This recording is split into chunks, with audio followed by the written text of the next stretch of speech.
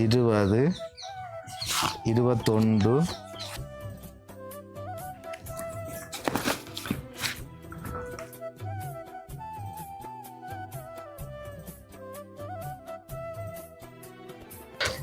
இப்போ வந்து நாங்கள் மோகனச்செல்வன் ராகவனர் அவர் வந்து வேலைக்கு போன முதலாவது சம்பளம்.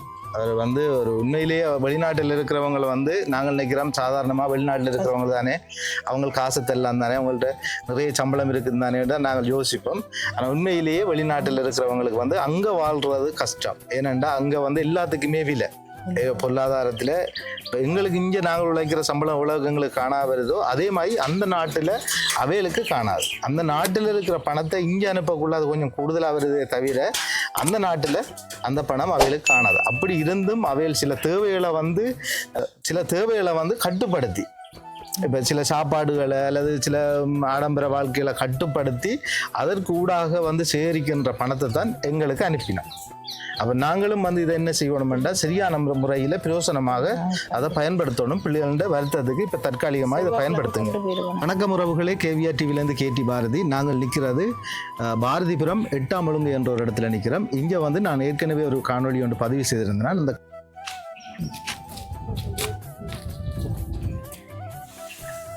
காணொலியை பார்த்த வெளிநாட்டில் இருக்கிற மோகனச்செல்வன் ராகவன் அவர் வந்து படித்து கொண்டிருக்கிறார். அவர் படிச்சுட்டு வேலைக்கு போகிறார். அவர முதலாவது சம்பளத்தில் இந்த காணொலியை பார்த்துட்டு முதலாவது சம்பளத்தில் அவர் இந்த குடும்பத்துக்கு கொடுக்க சொல்லி 25,000 ரூபா பணம் எங்களுக்கு அனுப்பி வச்சிருக்கிறார்.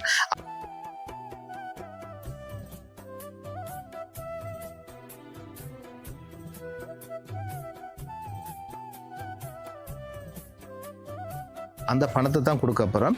அது உங்களுக்கு தெரியும், எரியம் கல்வி வள நிலையம் என்ற ஒரு அமைப்பினூடாக எங்களுக்கு அனுப்பியிருக்கிறார்.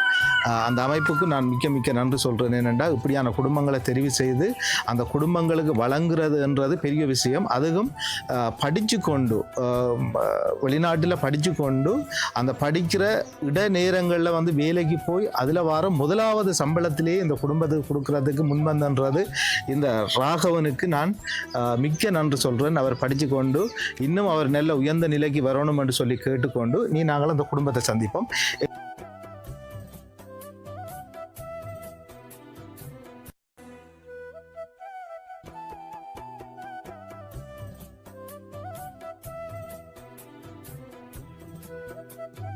எங்களோட காணொலியை நீங்கள் இப்போ தான் முதல் தடவையாக பார்க்குறீங்கன்னு சொன்னால் மறக்காமல் சப்ஸ்கிரைப் பண்ணுங்கள், பெல் பட்டனை தட்டுங்க, மற்றவங்களுக்கும் ஷேர் பண்ணுங்கள். இப்படியான குடும்பங்களுக்கு உதவி செய்கிறதுக்கு முன்வரணும் நீங்களும் மட்டும் சொல்லி கேட்டு நாங்கள் இப்போ அக்காவை தான் சந்திக்க போகிறோம். அக்கா வந்து நிறைய விடயங்கள்கிட்ட சொல்கிறா. அதுவும் ஒரு முன்னாள் போராளியாக இருந்து எங்களோட போராட்டத்துக்காக உழைச்சவரால். அதோட இவரோட கணவரும் வந்து ஒரு முன்னாள் போராளி. அவரும் வந்து இந்த போராட்டத்துக்காக தன்னை அர்ப்பணித்து அவர் உடலில் ஃபுல்லாக காயம் இருக்குன்னு சொல்லி சொல்கிறா. ஒரு வேலைக்கு போகலாத நிலையில் அவர் நிலப்பாடு இருக்குதுன்னு சொல்லி இன்றைக்கு அவர் வந்து எங்கேயோ ஒரு இடத்துல வேலைக்கு போயிருக்கிறான்னு எங்களுக்கு சொல்லியிருக்கிறா. சரி, நாங்கள் அவர்கிட்டையும் கேட்போம். இந்த பிள்ளைகளுக்கு பிரச்சனை இருக்குது, வருத்தம் இருக்குது, நோய் இருக்குன்னு சொல்லி நிறைய கொப்பிகள் எங்களுக்கு தந்திருக்கிறா. அவர்கிட்ட நாங்கள் நிறைய விடயங்களை கேட்டறிஞ்சு சொல்லுவோம். சொல்லுங்க அக்கா, உங்களோட பிரச்சனையெல்லாம் சொல்லுங்க. என் பேர் வந்து சந்திரகுமாரி. என்னண்டா என் பிள்ளை மூத்த பிள்ளை 11 வயசு 6ஆம் வைக்கிறாவா வந்து தலையில் மூல நரம்புல கேன்சர் பார்த்துருக்கு. யாழ்ப்பாணம் தான் கொண்டு போகிறேன், நான் கிளினிக் கொண்டு போகிறேன் நான். அதே போல் இந்த பிள்ளைக்கு இந்த நரம்பு பிரச்சனை இருக்குது, நரம்பு வீங்கி வரும். கிளினிக் போட்டிருக்குது, ஹார்ட் பிரச்சனை இருக்குது. இவருக்கும் காயங்கள் இருக்குது. போராளியாக இருந்து தடுப்புல இருந்து வந்திருக்கிறார். ரவுண்ட்ஸ் எல்லாம் இருக்குது, கையில் இருக்குது, கால்லையும் காயப்பட்டு கிடக்கு. இப்பயும் திடீரென்று ஒரு அண்ணா வந்து வேலை இருக்குன்னு கூட்டிகிட்டு போனார், வேலைக்கு வாங்கண்டு. மாதம் பிள்ளைக்கு படிப்பு செலவு வேணும்டா ஆட்டோவில் தான் அனுப்புறது. 25 ரூபா கஷ்டப்பட்டு எங்கேயும் கூலி வேலை செய்து அதை சேகரித்து தான் கொடுக்குறது ஆட்டோ காசு. இப்போ செவ்வாய்க்கிழமை நான் நன்றி கொண்டு போனோம் பிள்ளைய ஆதித்யன் டாக்டர்கிட்ட தான் கொண்டு போகிறேன். இப்போ 3 நம்பர் கிளினிக்கு. அதை நான் 3 பின்ன ஒரு அடி தான் கூட விடியவே போயிடுவேன். முதல் கண் கிளினிக்கெல்லாம் முடிச்சு தான் பிறகு 1 மணிக்கு நரம்பு கிளினிக் இருக்குது. சரியான கஷ்டம், சொந்த காணி ஒன்றும் இல்லை, தண்ணி வசதி எதுவுமே இல்லை. பக்கத்தில் தான் எல்லாம் எடுக்கிற கரண்ட்டும் பக்கத்தில் தான். சரியான கஷ்ட நிலைமையில இருக்கிறோம். சரி, இப்போ நீங்கள் வந்து நாங்கள் பார்த்துருக்கிறோம், இந்த கொப்பிகளை பார்த்தாலே தெரியுது. ஒவ்வொரு ஆளுக்கும் ஒரு கொப்பி வச்சுருக்கிறீங்க. இவருக்கு என்ன பிரச்சனைன்னு சொன்னீங்க? இவருக்கு வந்து 3 நரம்போடு இருக்குது. இந்த கேன்சர் கட்டி மூளை நரம்போட கேன்சர் கட்டி இருக்கா? ஆப்ரேஷன் எது மட்டும் சொல்லியிருக்கீங்க? சொல்லல கொண்டு போய் மாதம் எம்ஆர்ஐ டெஸ்ட் எடுக்கும். 3 மாதத்துக்கு எம்ஆர்ஐ டெஸ்ட் எடுக்கிறேன். மட்டும் மாதம் ஒரு டெஸ்ட் எடுக்கணும். எங்கே கொண்டு வரணும்? ஜெஃப்னா ஹாஸ்பிட்டல் தான் கொண்டு போகணும். யாழ்ப்பாணத்துக்கு கொண்டு போகணும். யாழ்ப்பாணத்தில் வந்து நீங்கள் போய் வரதுக்கு இவ்வளோ செலவு அவாக்கும் பஸ் செலவு, நீ பிள்ளைக்கு சாப்பாடு செலவு. அதான் இவ்வளோ வரும். ஒரு 5000 ரூபா வரும். 5000 வரும். ஒரு மாதத்தில் எத்தனை 3 மாதத்துக்கு இருக்காயா? 3 மாதத்துக்கு எம்ஆர்ஐ எடுக்கிறேன். மட்டும் மாதம் கொண்டு போகிறேன். மாதம் நீங்கள் கொண்டு போகணும். 3 மாதத்துக்கு ஒருக்கா எம்ஆர்ஐ எடுக்கிறது. முதல் மாரகமையெல்லாம் கொண்டு போய் வந்துட்டேன். தெல்லிப்பள்ளை கொண்டு போனேன். மாரகமைக்கும் போயிருக்கிறீங்க, தெல்லிப்பள்ளைக்கும் கொண்டு போயிருக்கிறீங்க. இவருக்கு வேறு என்ன வருத்தம் இருக்கு? இவருக்கு வலிப்பு வரும்னு சொன்னாங்க. அது அதாவது இன்னும் வேற இல்லை, வேற மட்டும் சொல்லியிருக்கணும். கை காலெல்லாம் அப்படியே சோர்ந்து போய் விழுந்துருமாண்டுவாங்க. எல்லாம் சொல்லிடுவாங்க, கொஞ்சம் அவதானமாக இருங்க, பிள்ளைய இருக்கு மட்டும் நல்லா சந்தோஷமா வச்சிருங்க. பிள்ளை இருக்கிறது கொஞ்சம் காலம்தான், அது மட்டும் நான் சந்தோஷமா வச்சிருப்பேன். பிள்ளை அப்படி சொல்லியிருக்கிறாங்க. சரியான கஷ்டம் இல்லை. பிள்ளை இருக்கா ஃபுல்லை பொடி செக் பண்ணி பார்க்கணுன்னு ஒரு ஆசை. என்ன வருது அது பிறவிட்டா பார்க்கணும். சரியான காசா அதான் என்ன சரின்னு யோசிச்சு கொண்டு இருக்கிறேன். பிள்ளையோட உயிர் தான் எனக்கு முக்கியம். ப்ரைவேட் என்னத்துக்கா நீங்கள் என்ன ஃபுல்லாக பொடி செக் இருக்கா, திருப்பி செக் பண்ணி பார்க்கணும் இருக்கா, அதோட இதாக இருக்குது எனக்கு இப்படி இருந்து பார்க்கணும் பிள்ளையோ இருக்கா எனக்கு. என்ன காரணத்துக்காக நீங்கள் அப்படி யோசிக்கிறீங்க? எனக்கு பயம். பிள்ளை இவங்க சொல்கிறாங்க தானே இப்படி பிள்ளை கொஞ்சம் நாளைக்கு தான் இருக்கும்னு சொல்கிறாங்க. அது மட்டும் சந்தோஷமாக வச்சு பாருங்கன்றாங்க. அதுக்காக தான் கொண்டு போகிறேன் நான் பிள்ளைய. இப்போ எனக்கு அதை பார்த்துட்டு கொஞ்சம் இதாக இருக்குன்னு தானே பிள்ளைய செக் பண்ணி பார்க்க. ஹாஸ்பிட்டலில் டாக்டர் சொன்னதா உங்களுக்கு? டாக்டர் சொன்னேன் இப்படி உங்களுக்கு பிள்ளைக்கு போல பிரச்சனை வேறு மட்டும் சொல்லியிருந்தாங்க. அதுக்கு ட்ரீட்மெண்ட்டுக்கு எதுவும் பதில் எதுவும் அப்படி சொன்னேன். ஆனால் ஒரு ட்ரீட்மெண்ட் செய்கிறாங்க. இல்லை எம்ஆர் டெஸ்ட் எடுக்கிறதும் கிளினிக் போகிறதும் பார்க்குறதும் விடுறது தான்.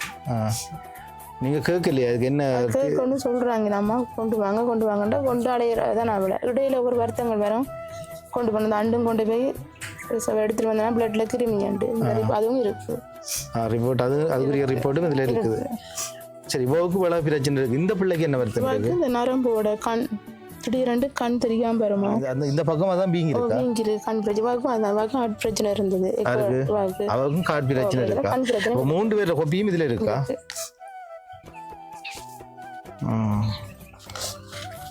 3 பேர் கொப்பியும் இதுல இருக்குது. பாருங்க நண்பர்களே, இதுல 3 பிள்ளைகளோட கொப்பியும் இதுல இருக்குது. பிரிச்சு பார்த்தா தெரியும். இதுல வந்து அந்த வச்சிருங்க கொட்டிடுறது மாதிரி. இதா மாதிரி அதுதான்.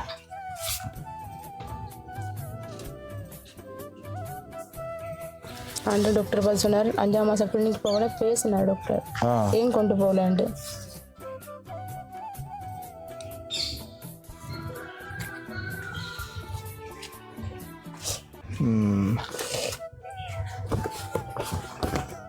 இதை ஒட்டி போட்டு தந்துருக்கலாம். இதே மாதிரி திருப்பி ஒருக்கா எடுக்கணுமாமா?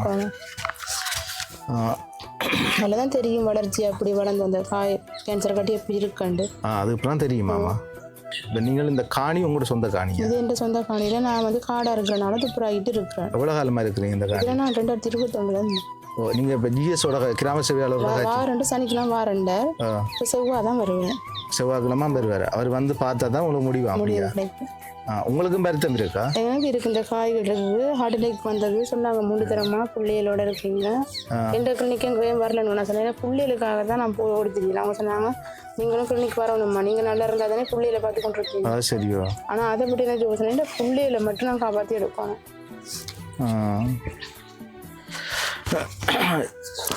நாங்கள் ஏற்கனவே உங்களோட காணொலி வந்து பதிவு செய்து நீங்கள் அந்த காணொலிக்குள்ளால் இப்போ எங்களுக்கு வந்து இந்த ரியம் கல்வி வள நிலையம் என்ற ஒரு அமைப்பு வந்து எங்களோட தொடர்பு கொண்டு கழிச்சதில் அதுக்கு வந்து வெளிநாட்டில் இருக்க மோகனச்செல்வன் ராகவன் அவர் வந்து 25,000 ரூபா பணம் அனுப்பியிருக்கிறார். அவர் ஏற்கனவே நான் சொன்னது போல் அவர் படித்து கொண்டிருக்கிறாருங்க. கல்வி கற்கின்ற டைமை விட ஏனைய டைம்களுக்கு வந்து அவங்க வேலைக்கு போகிறாங்க. வேலைக்கு போய் வந்ததில் முதலாவது சம்பளத்தில் உங்களுக்கு அந்த பணத்தை வழங்க சொல்லி எங்கள்கிட்ட கேட்டிருக்கிறேன். அந்த பணத்தை தான் நாங்கள் வழங்க போகிறோம். இந்த காணொலியை பார்க்குறவங்க நிச்சயமாக உங்களுக்கு இன்னும் ஒரு உதவி செய்கிறதுக்கு வாய்ப்பு இருக்குது. ஏன்னாண்டா நீங்களும் ஒரு போராளியாக இருந்திருக்கிறீங்க, உங்களோட கணவரும் ஒரு போராளி, ஒரு கணவருக்கும் ஒரு போராளியாக இருந்திருக்கிறார். அதோட இந்த பிள்ளைகளோட வருத்தம் வந்து உண்மையிலேயே ஒரு பெரிய அது என்னென்று சொல்கிறேன்னு தெரியாது. இப்போ கை வலிக்குது கால் வலிக்குதுன்னு சொன்னால் அதுக்கு குளிசையை போட்டு மாற்றிடலாம். இந்த கேன்சர் வருத்தம்ன்றது ஒரு ஆபத்தான ஒரு வருத்தம். அதுக்கும் இந்த வயசில் எத்தனை வயசு இப்போ 11 வயசு 6ஆம் ஆண்டு படிக்கிறான். 6ஆம் ஆண்டு படிக்கிற ஒரு மாணவிக்கு வந்து திடீரென்று வரும் பாருங்க, இடையில கூடி ஆட்டோ பிடிச்சி சார் கால் பண்ணுவாங்க, வாங்க மாண்ட உடனே ஆட்டோ பிடிச்சி ஓடுவேன் தெரியுமா, கடன் சொல்லி தான் போவோம், உடனே வருவாங்க, பார்க்க வந்து விட்டுட்டு போவாங்க, இருக்கிறேன் கொடுப்பேன். சரி, உங்களோட தகவலை வந்து எங்களுக்கு ஒரு அக்கா ஊடாகத்தான் எங்களுக்கு கிடைச்சது. அந்த அக்காவும் வந்து நிற்கிறாள். என்ன பேர் அக்கா கூட? அமுதா அக்கா ஊடாகத்தான் உங்களோட தரவுகள் எங்களுக்கு கிடைச்சது. உங்களை காட்டலாமா வீடியோவில்? ஓகே, அமுதா அக்கான்ற அவவும் வந்து நீங்கள் எந்த இடம் அக்கா? மலையாளபுரத்தில் இருக்கிற அக்கா தான். அந்த இடத்துக்கு எங்களோட அங்கே கதைச்சதில் அவர் எங்களை தொடர்பு கொண்டு இதை செய்ய சொல்லி எங்கள்கிட்ட கேட்டிருந்தார். சரி, ஓகே, நான் இப்போ உங்கள்கிட்ட அந்த பணத்தை தரப்போகிறேன். தொடர்ந்து உங்களுக்கு உதவி கிடைக்கணும், இந்த பிள்ளைகளுக்கு நல்ல ஒரு குணமடையணும், நல்ல இடத்த வந்து சேரணும், அவையிலும் வந்து நல்ல பிள்ளைகளாக இருக்கணும்னு சொல்லி கேட்குறேன். இப்போ நாங்கள் வந்து அவர் தந்த பணத்தை நாங்கள் உங்களுக்கு திறப்புறோம்.